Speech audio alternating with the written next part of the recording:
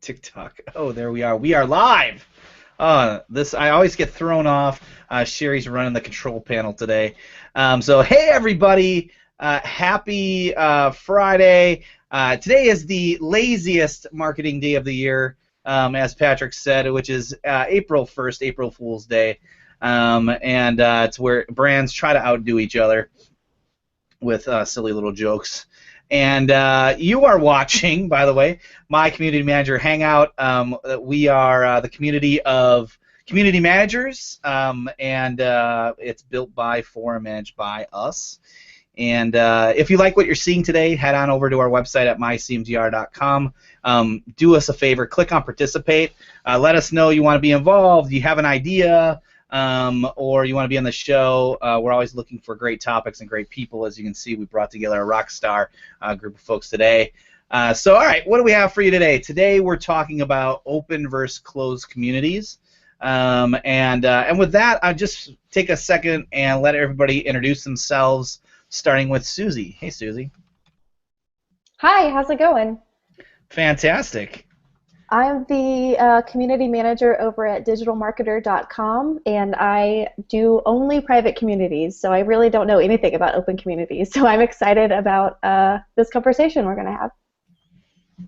Excellent. Welcome, Patrick. I am Patrick Helen. I am a director of community and some other stuff at a company called Deep Information Sciences. I have done both open and closed communities, so I am oddly suited to this topic, even though I just self-invited myself. Also, shout out to Susie. This was her topic idea. But I am Thanks, Sherry Susie. Rohde, as most people know. I'm the community manager at Magento, which is an open source e-commerce platform, and I also co-produce CMGR Hangout here with Brew. Cool. And hey, Melissa, thanks for joining. Hey there, I'm Melissa Hill. I'm community manager at the Theme Foundry. We make WordPress themes, and we have a closed community currently, but I'm in the process of putting together a plan for an open community, which is really scary, so I'm happy to be here too. All right. Hey, everybody. I am Brew, Director of Awesome with Be the Change Revolutions, and a co-producer here with Sherry. All right, so since it's April Fool's Day, we have to start out at least a little bit with that topic. And so our first question is, what's the best April Fool's play you've seen so far to date? This could be online or offline. That'd be fine. I mean, we're who's got a favorite April Fool's joke? Can I just start off by saying, Yeah. So this was one of those things when I was a kid and I didn't pay attention to dates that it was hilarious. And I told the story earlier that I remember the OJ trial that it happened during April, and my dad leaned out the window at one point and was like, "Patrick, OJ just confessed on the stand. He broke down in tears and confessed." And I was like, "Oh my God," and I ran inside. And I was like, okay, never trust adults again. Got it. Click. But the internet has ruined April Fool's Day pretty much for me. Like, the only thing that has ever been a solid April Fool's joke for me was when ThinkGeek did the Tauntaun sleeping bag that they then turned into an actual product. Nothing can compare to that. Like, that was it. That was peak April Fool's, and it's all been a downhill slide of crap ever since. You know, I don't know who it is, but somebody actually did a news release yesterday that was an April Fool's joke. I know, it was Trader Joe's. So it actually hit. It actually hit like Yahoo Newswire, like hit all the news wires, because no one obviously reads the automated news wire stuff. It just auto gets published. And it was like this thing about Trader Joe's shutting down all of its stores, and then you had to read the whole thing to get to the bottom. And oh, by the way, this is an April Fool's joke. But I thought it was clever because they actually were like, screw it. It's sort of like how Black Friday now has turned into like an entire week event for shopping.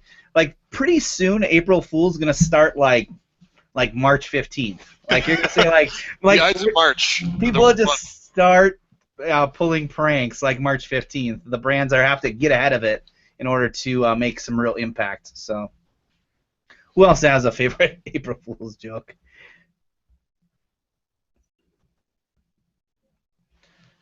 Nothing. Nothing's funny.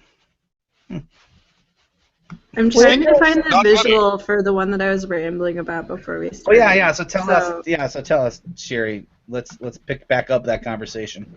Yeah, I'm looking for the post that had it so that you can see the picture. Okay, so where did it go?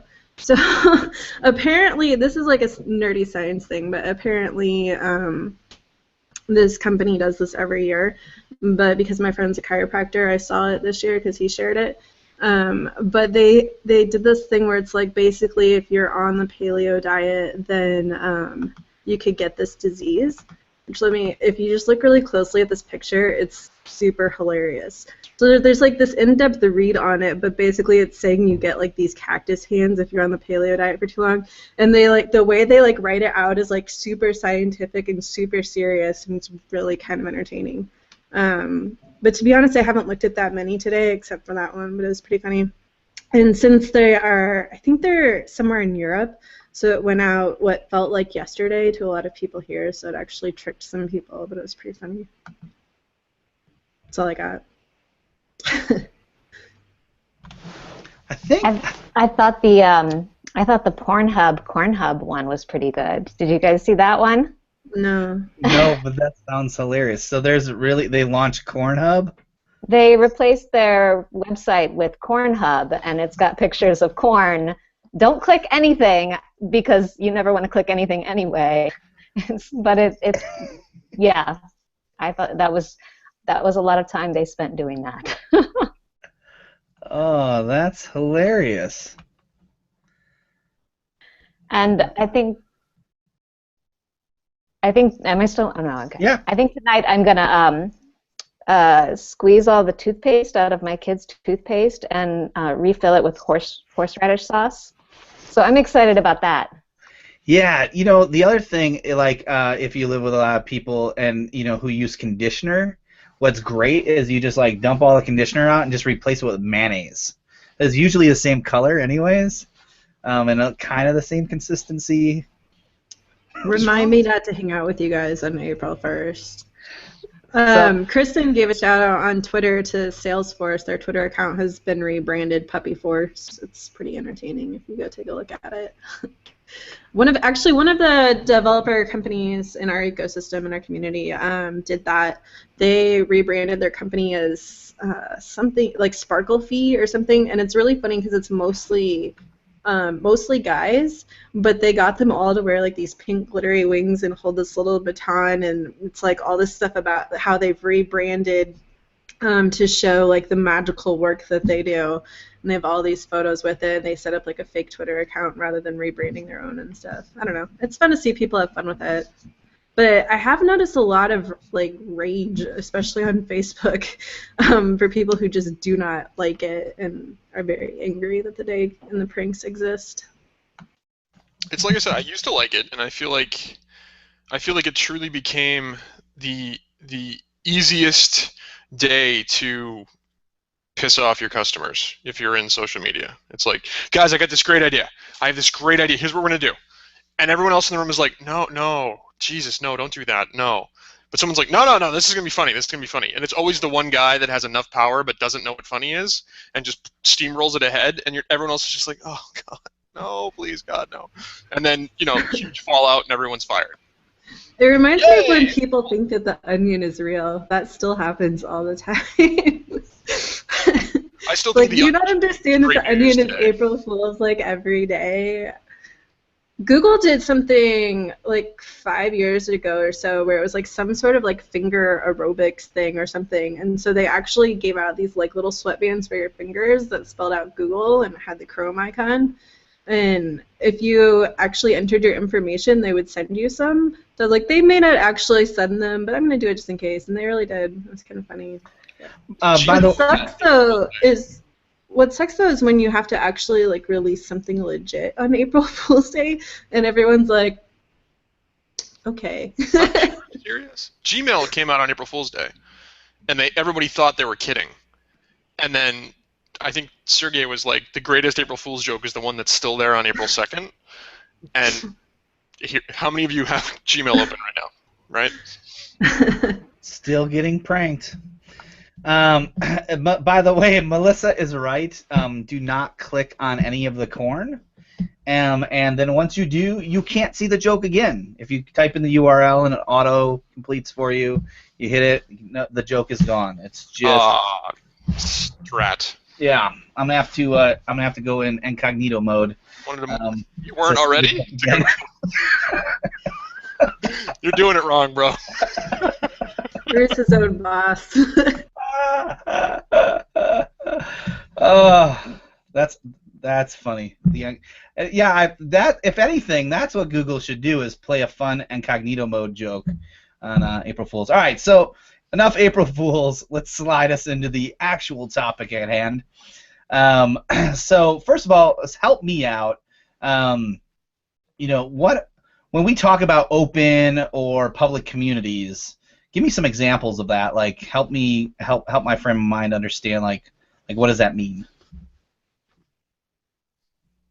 So I can go. The best example I have is I've worked for two companies, both of which had customer/support communities, and those customer support communities, one of which was wide open, like the existence of it was to get as much interaction and communication from a wide variety of people that were interested in the topic. And the opposing one was closed specifically because they wanted a very close-knit community of just people using the software. They didn't want sort of like the extraneous potential trolls, etc. They wanted a very, very select group of people, almost like a pre-selected super user group. And so in those two cases, it was, do we want to tap into the amazing power for both good and bad of the internet? If yes, open community, get as many people and eyes on as possible. Do we want to make it feel like a very VIP club, like the chat window is on these Hangouts? If that, then you want a closed community.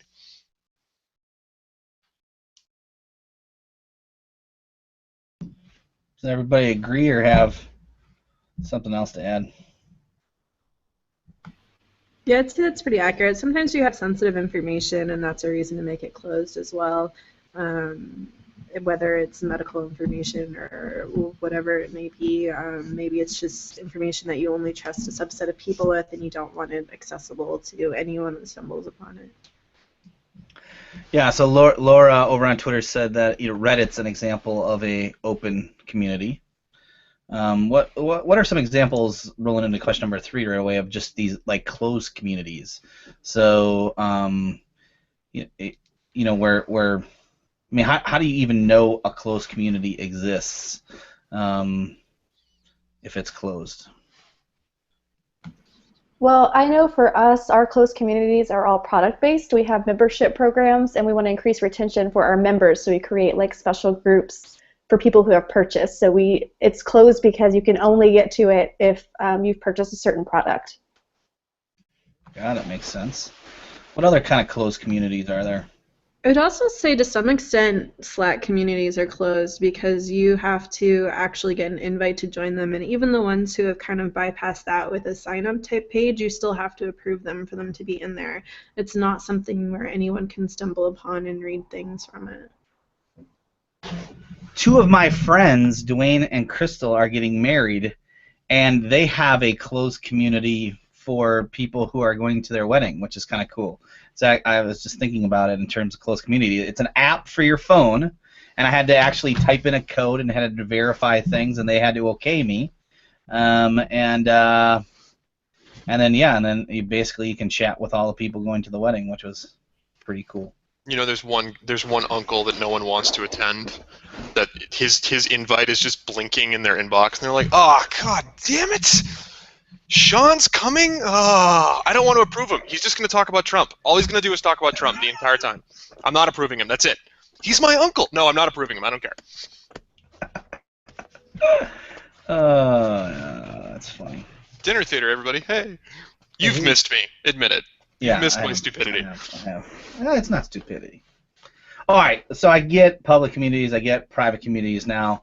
So let's talk about engagement. Question number 4 is, how does engagement vary between these open and closed communities? And so, and actually, I think I'm interested in both engagement of you as the community manager. What's different is how you engage, but then also kind of, is there any difference on how people engage with each other? Does that make sense? Anyone? I'll go.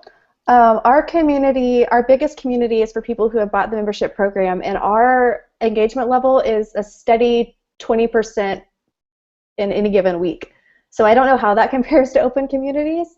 I've heard rumors that it's higher, but I'm not sure. I would assume that it would be higher because of the exclusivity factor, but it's about 20%, and we have our own, membership conversion funnel where we, try to funnel people down to brand advocates. And so how I interact is measuring all of that stuff and encouraging people to move from one phase to the next, and really encouraging them to connect with each other.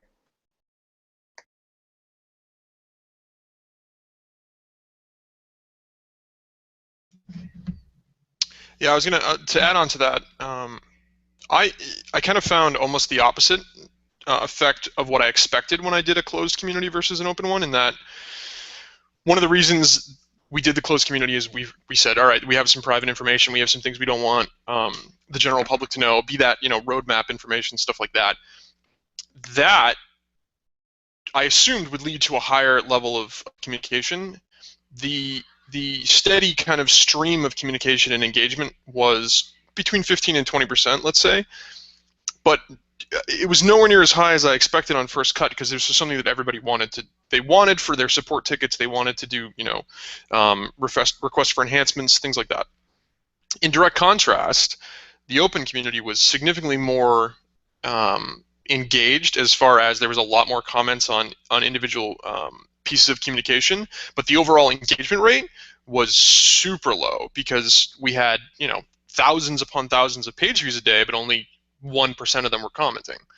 So it really was a matter of opening it up gave us that much more communication, but a significantly smaller subset of the people that we were reaching.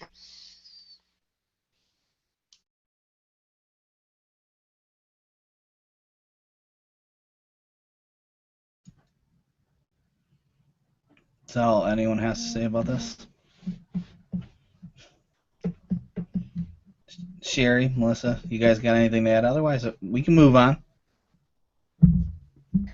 Well, I'm curious. We have closed communities now. We have our biggest one is our support community, and that's closed because people post works in progress and things like that. And we also offer premium support through this channel. We also have sort of like a chat community for like different levels and like groups segmented out that are pretty active. But my idea, my hope, my goal is that by opening a community, a very large community, publicly somewhere, like a chatty thing, will increase engagement that way. So we're going to experiment with it. I have no specific expectations of how it'll go, though. So.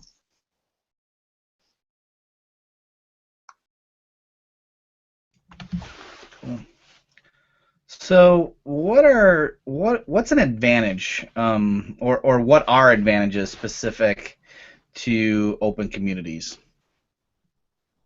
I think probably from what you guys are telling me, I mean, the obvious one is it's easy to grow if it's open, right? Possibly anyone can join. There's no kind of constraint there. But what else? What else makes what other kind of advantages do they have?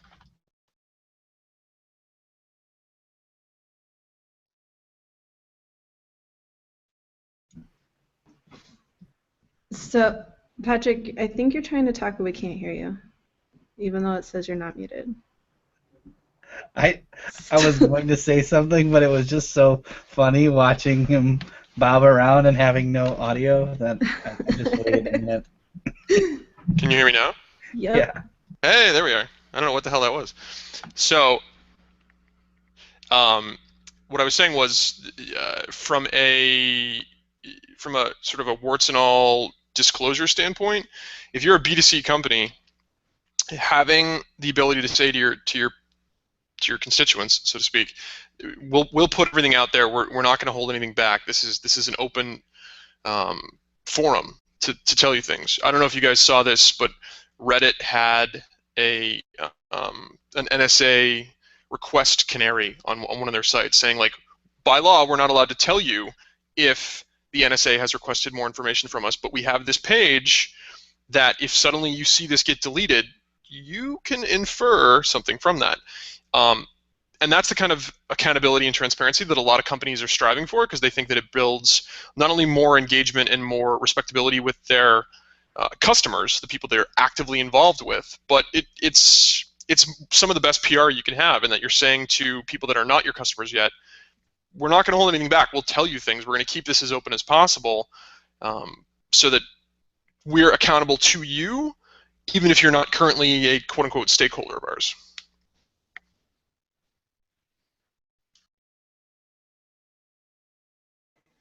I think open communities can be a lot more inclusive also. If for some reason, somebody can't gain access to the closed community, they can learn about your company, learn about, your offerings and everything else from these open communities. So it's really, in terms of like creating brand awareness and brand evangelists from, anywhere, I think it's sort of like the lowest entry point that we can create. Would you guys say there's any disadvantages to open communities? Everything I just listed in as an advantage is also a disadvantage.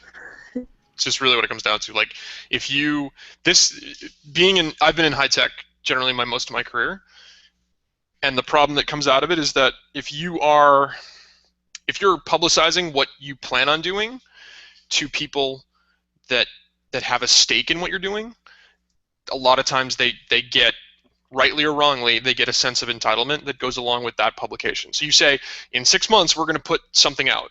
The people that are waiting for that thing are expecting in 6 months that to be done. They might have set up whatever they're doing in their own environment to expect that delivery, and then in 6 months you push out, and they're like, the hell, So being open and transparent can sometimes backfire, and if the engineering departments that I work with on a regular basis, the fact that I'm like, hey, let me just pop that out there, they're like, I swear to God, I know where you live. I will come to your goddamn door, and I will make you eat maple syrup and be a Canadian. I swear to God, it's gonna happen.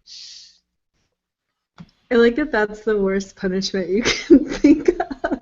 Think about it. I'm like a loud, sarcastic guy. If I became a Canadian, I'd be nice to everybody constantly and freezing.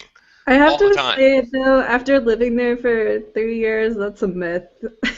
I had one friend that was born and raised in Canada, and all the time I was like, that is so not Canadian of you. Like, all the time. Basically every time I talk to him.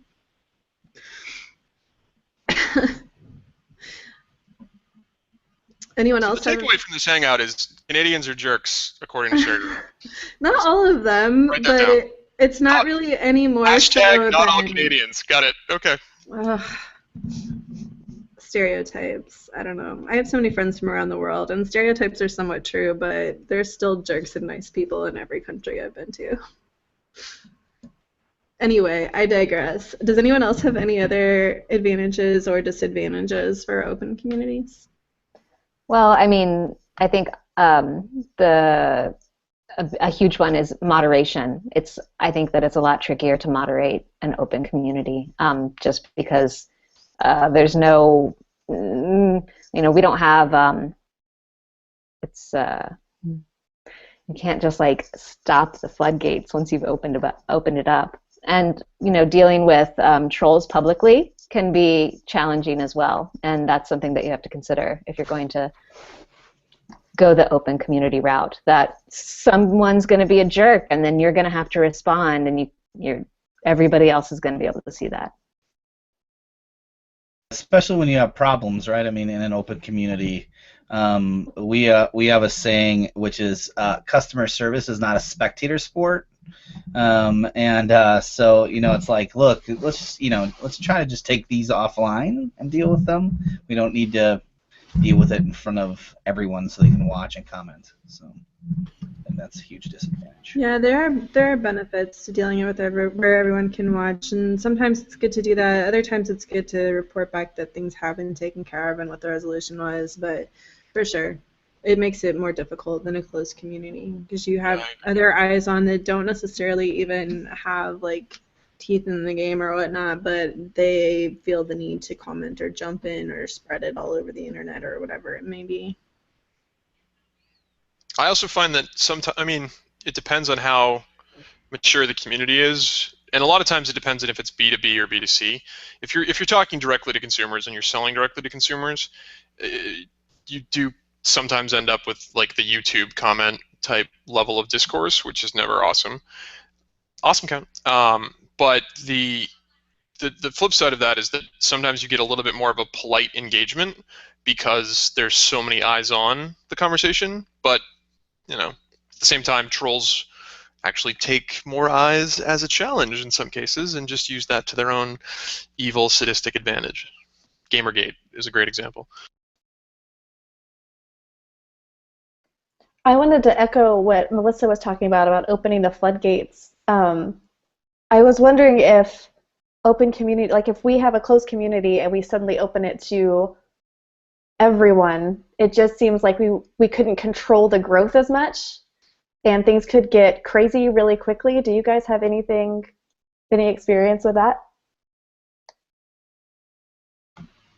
I mean, if you have that foundation, it helps that there's already established behavior and established actions, and a lot of times those community members will kind of step in and self-moderate as well, just to kind of keep the environment that they really like. If you're staying on the same platform and going public, I would strongly advise to like think about the content that's already there, though, because there could be things that were said that people don't want in the public. Whether it's like talking through specific customer problems, maybe that they want to make sure that customers don't actually see or anything of that nature. There can be a lot of more sensitive information discussed in a private environment versus in an open environment. So transitioning one from closed to open is full of all kinds of challenges that you'll have to think through. But I think bringing the community from closed to open, like as long as the actual people, as long as you're transparent with them and are kind of involving them in the transition and in the decisions, as much as they feel that way anyway, that it's good because you already have a solid foundation, and so they're already used to how they like the community to be and how they want to interact. The challenges come in then, just like with any other community, where you have to encourage them that new people is good and to not just reminisce about the good old days all the time, but to be accepting and inviting to new people. And sometimes that's something you run into with a community that maybe has been more private or just started out much smaller, and they just want it to be this little clique that it used to be, and it's not any longer. Yeah, that was going to actually be one of my questions, just like how much do you have to worry about ticking off that group? You know, I mean, do you have to kind of make them involved in going public? You know, like if you literally are going to go and just flip the switch from private to public, so to speak, you know, what do you do? Do you make sure you have buy-in from them? I guess essentially, if you make your decision, you made your decision, but sort of like you probably want to convince them, I guess, that it's the right thing to do, so they feel like they were the ones who like said, yeah, let's go public, and then you did it for them. I don't know. Well, we're not going to make like our private groups public, but opening up like a public element to our community where anybody can kind of contribute. I'm just worried about like it growing way too fast and not being able to adjust to that. If that makes more sense. Yeah. I think the growth piece is a valid concern, because obviously once it outscales your ability to deal with it, you have to like add bodies, you have to add potentially hardware, software, whatever. But the question is that how much outside of your existing kind of key constituency does your community resonate? Like the closed community that I ran was specifically a software from this company's community So the outside interest was not there, and so I made the point several times, like, we could actually open this up, and it would not have any problem, and it would potentially save me from having to do a quadruple check every time I post something to make sure that the permission levels are correct and this, that, and the other thing. And they were like, nah, it's fine, just keep it closed. I'm like, man. But ask yourself, how much outside interest would this actually generate if we did open it up? Like, would it be a floodgate, or would it be just, you know, some interested practitioners who join and then forget, or would it become Reddit 2.0?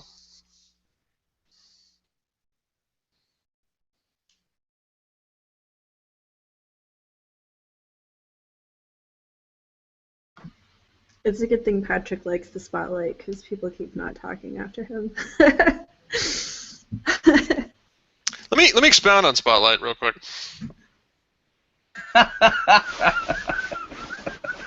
Well played. Let me tell you a little bit about what Spotlight means to me. Let me tell you about this Patrick guy. A, incredibly attractive, but B, he's got a nice beard. That's true. So, what do you guys? I think we kind of touched on it just in talking through like advantages and disadvantages of open communities. But what are some advantages specific to closed communities?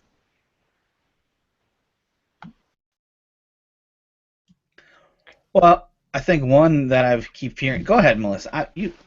I cut you off. You just go ahead. I will mute myself so you can unmute. That's fine.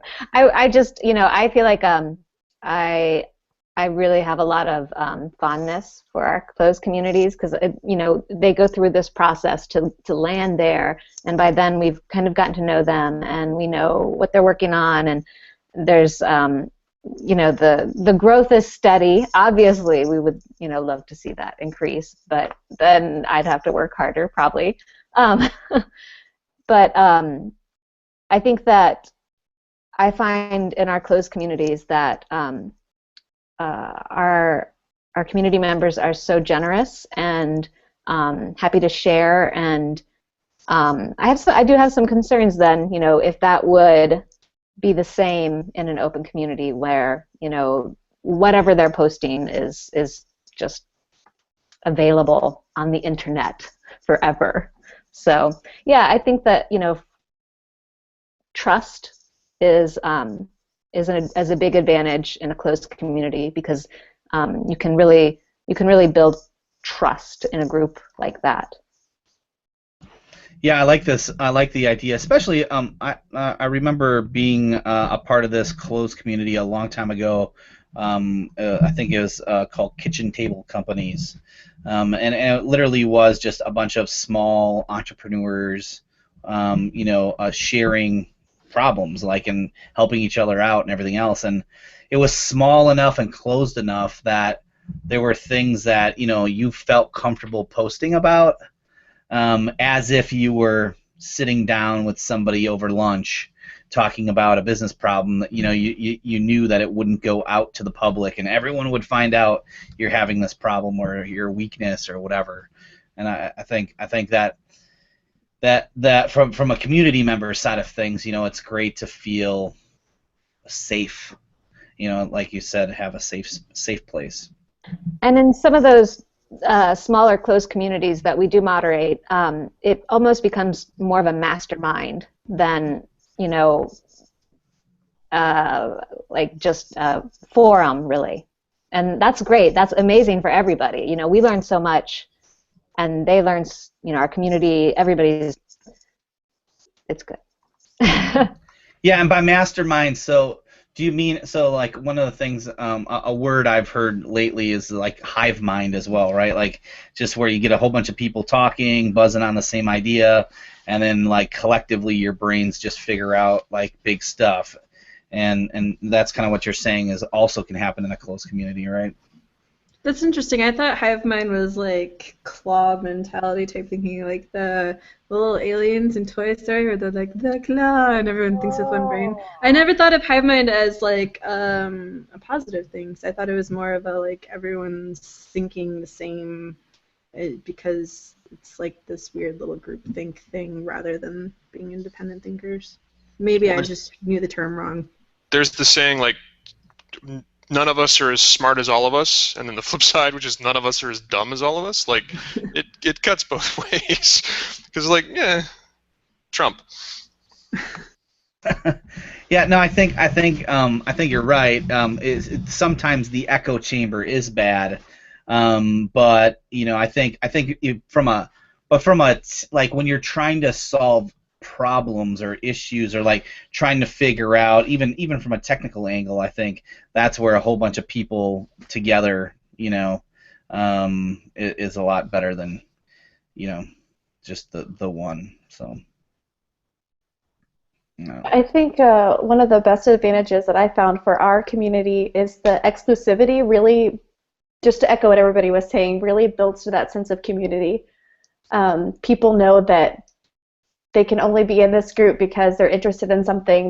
They've bought actually a product to help them teach them about something, and it's just the sense of community that is established there is just amazing, which I don't know if we could achieve with an open community. Yeah, we're all in this together feeling makes everybody. You've already it's an automatic icebreaker, right? Everyone's already on the same page when they walk in the door, so they're all like, "Guys, what's up? We're cool." Yeah, it's like you're one of us, right? Yeah. Well, there's more of a buy-in in closed communities. With an open community, I think you get a lot of flybys and bounces, and people who show up for that one thing they want, and then like they jet.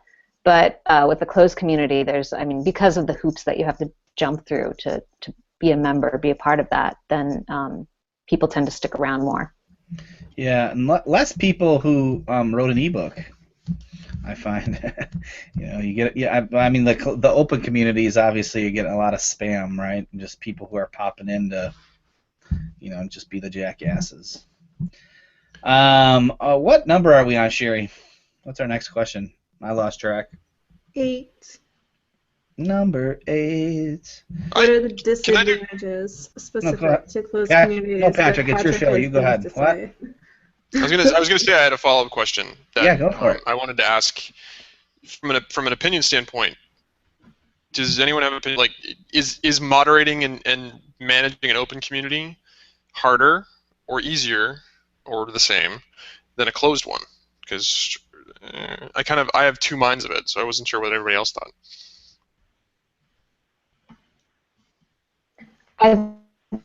I only have experience with a closed community, but moderating an open community terrifies me for some reason. And maybe it's just fear of the unknown. Maybe there's no actual difference at all. So.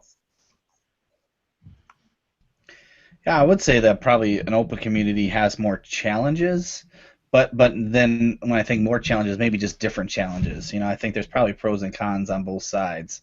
And what do you think, Patrick? What's your opinion on this? I actually think open is easier because I think the transparency piece, like there's no sort of like side room conversations that are going on, so everyone is communicating in the same realm, which does lead to trolls. That's the kind of problems that you end up having to lift. But the community manager sort of role becomes more about developing the buy-in as opposed to kind of reinvigorating the people that had buy-in and then just sort of like we're like, nah, that community thing, whatever. It's personal preference too. I prefer the open ones.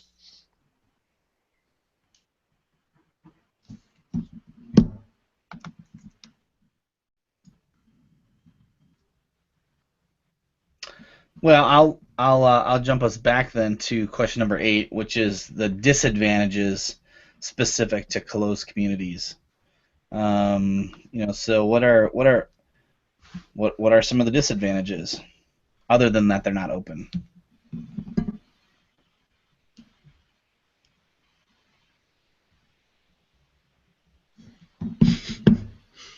I'm actually curious to know what are the disadvantages. There are none, I guess. I guess it's all advantageous. I guess one of the main things is the exclusivity part of it. That is limiting. There's probably people out there who are I mean, just taking our own communities into account, there's probably people out there who are really interested in our topic and would love to talk about it and would love to just meet our awesome community members and would get a ton out of it. But it's exclusive, so they can't get in, they can't participate, and that could be a whole, segment of our community that we're missing.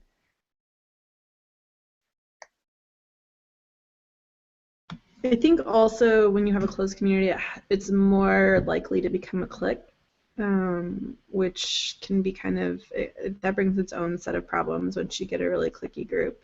Even when it starts out feeling like a good thing, it ends up creating just problems whenever you want to introduce new people, problems whenever mostly when you want to introduce new people, whether it's in person or whether it's online. Once you try to introduce new, if you don't know the whole history, then you're just not cool and you don't belong here. And that's a dangerous ground to get into. It makes things hard. Somebody said on Twitter a minute ago that one of the problems with a closed community is that stagnation can be a lot easier. I think it was Michael, my boy, Michael Boyce, which I agree with, because if you've got a closed community, you've got the same or potentially a slow trickle of new talking, creating, being on panels and dominating with every question, never shutting up. Like, that gets old, I think, pretty quick.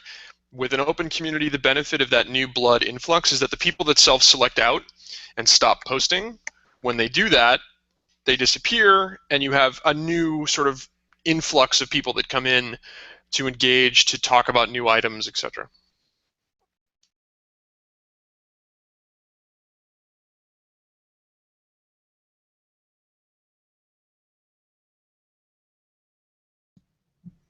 So when is it appropriate for a company to have one or the other? I'm realizing in retrospect that word's a little odd. I guess, what are the best use cases for closed or open communities? Appropriate seems a little judgmental. You're doing it wrong. What's wrong with you? This community is so inappropriate. Well, our community, we provide support, and so I think that's a situation where a closed community is ideal, just because of the sensitive nature of the topics and things that are discussed.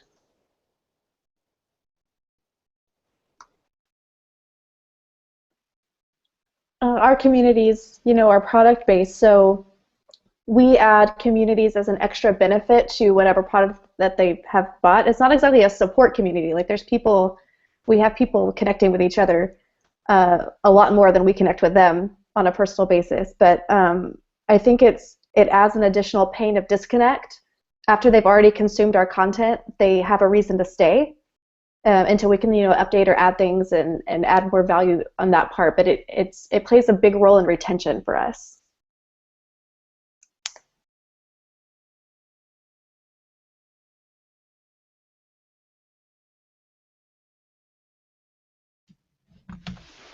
I think one thing we looked at when I was at a previous company is we had health communities, and so you have to look at then sometimes there's rules and regulations involved where it's not even a matter of what are they willing to share, but what are you actually allowed to encourage people to share in a public area. So when those types of situations arise, you have to be more aware of legal rules that may make a community need to be private versus public. That is a crazy good point that I did not think of, is that when you're talking if it's a healthcare community, obviously HIPAA laws become in effect, but there's a lot of times that NDAs, and I've seen this happen in real time, NDAs getting broken on a community because it was what thought of as just a standard conversation, and it turns out it's there's 4,000 people monitoring this conversation, and we're all getting sued. Yay! It was a great Friday. So it's a scary point that if you're dealing with that type of stuff, or you're dealing with especially partnerships with other companies, in those cases sometimes closed communities are best because you default to protection. Right, you default to not spending hours in a deposition, let's say. Yeah, and like along those lines too, we have our new super user program. Because we're sharing things there that may be under NDA, it makes sense to have it in a closed group, because there's just you can state an assumption that everything is that is said here, like clarify before you share it public, because it could not be, and it's better to be able to start with that assumption in those situations. I would say also that one of the difficulties that I've had in the past with having a closed group inside of an open community is that there's some level of trust in that this isn't going to get out, but it's not as strong as with a closed community because people are always like, am I really going to be as open or helpful in this group, knowing that at some point a misconfiguration or a change in management or a decision from the higher up could mean this gets published. I might hold back a little bit. I might be a little bit more reluctant to communicate if I'm in a company that doesn't sort of appreciate that kind of communication. Whereas a closed community, it's like, hey, we're all in this together. We can post whatever we need. Yeah, I've seen that happen even on Facebook, because a post can start out as like friends only, and then I've seen people decide to turn them public, and sometimes they think to ask, oh, hey, is it okay with all of you who have already commented if this post goes public, or would you prefer that I keep it not as such? And that's kind of even broader, but something you have to think about whenever you're taking content that maybe was shared under the assumption that no one could see it other than like 10 people, and then brought to a greater light.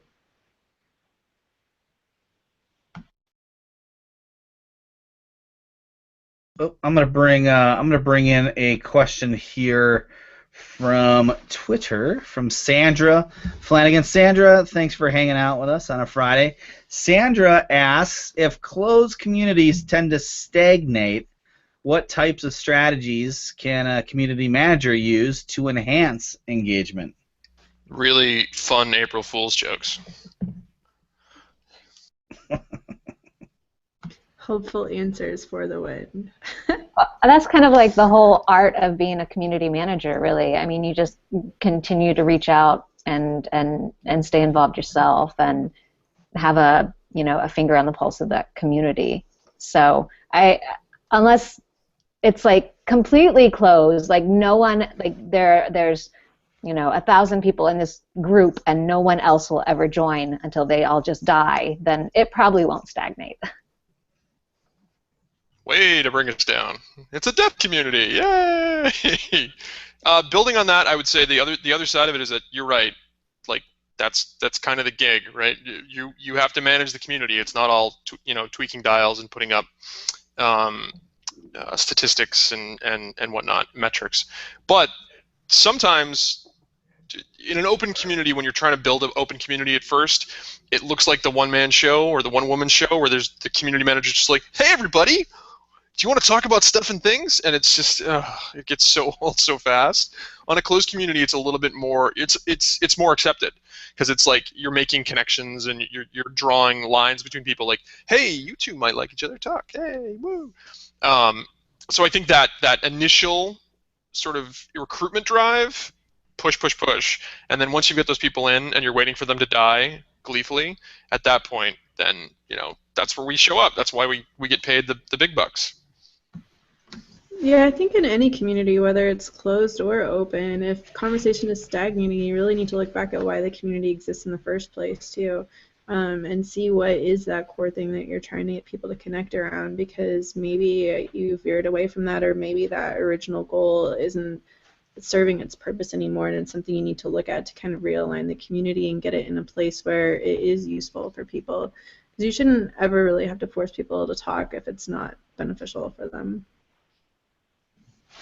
Excellent. Well, I got one more question for us from Michael. Hey, Michael, how are you? Thanks for hanging out with us, as always. Love to see you here almost every Friday.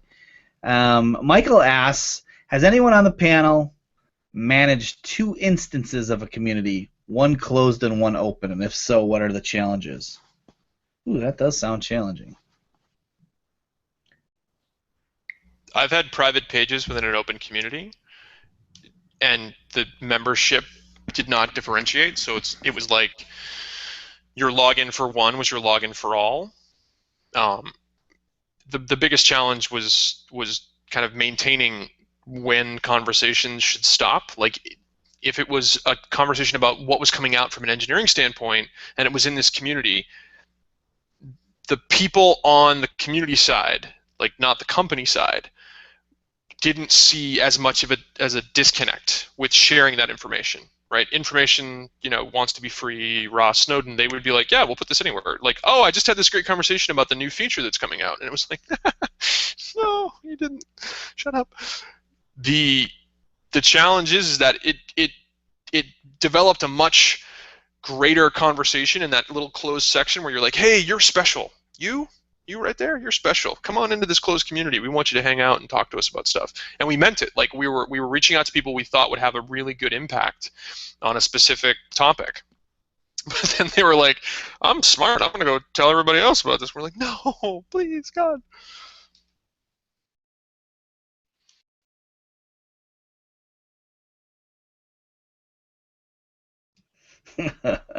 Our last question, as we're wrapping up. And by the way, if anybody has any more questions, please go ahead and tweet us. But the last one is like, what tips do you have for someone trying to decide between open or closed? So, anybody got any tips? I would say make sure it's the best move for your community. Make sure it's something, like for communities in general, make sure it's something people are passionate about, something people will talk about. If there's laws involved, definitely go with closed. And it just align that with your company goals. If your goal isn't, keeping retention for a certain product, I mean, why not keep it open?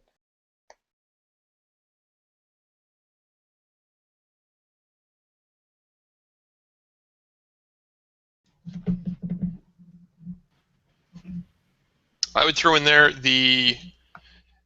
there's definitely a need to ask, if you have an existing community, or if you have an existing set of people that you eventually want to invite into a community, asking them is always awesome. Would you guys feel more comfortable if this was an open community and anyone could join? Yada yada yada. But I think it's actually probably in some cases more important to ask the internal stakeholders.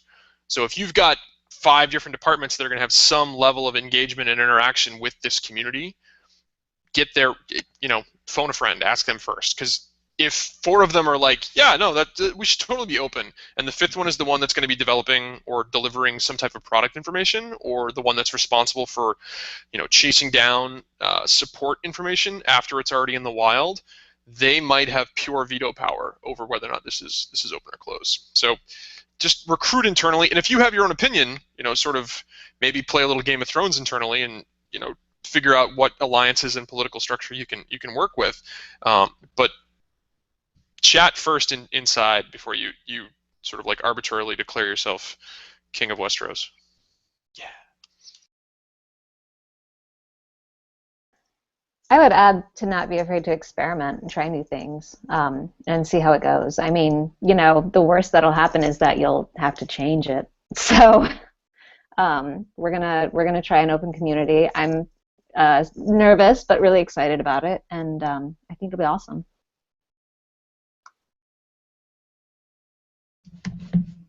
Cool. I just saw one answer come in, but I thought, what the heck, we'll just bring it in and give her a shout out here. So Jen Chen says, think about what kind of users are involved, what the goal of your community is, what content is going to be shared, right? So from a tip standpoint, just start look at it strategically. Don't just try to make a decision in a box or in a vacuum. Probably just start writing stuff down. So thanks for sharing that, Jen.